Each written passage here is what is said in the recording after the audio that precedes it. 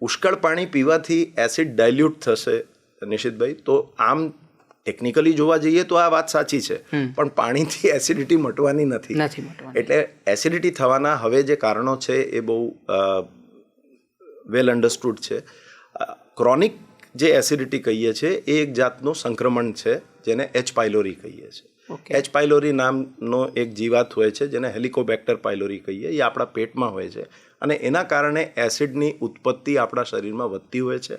અને જે ડ્યુડનલ અલ્સર કહીએ, જે કે ચાંદી પડી જાય છે નાના આંતરડામાં, એ બી એચ પાયલોરીના કારણે જ થાય છે.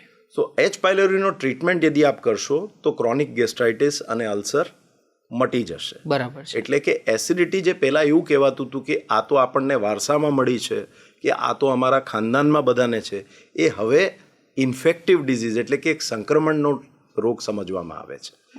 એસિડિટી થવાના કારણોમાં એચ પાયલોરી, આડું અવડું ખાવાનું, અનિયમિતતા રાખવી, સ્ટ્રેસ અને લાઇફસ્ટાઇલ ચોઇસીસ જેમ કે સિગરેટ છે, તંબાકુ છે, માવા, ગુટકા, મસાલા અને દારૂનો સેવન.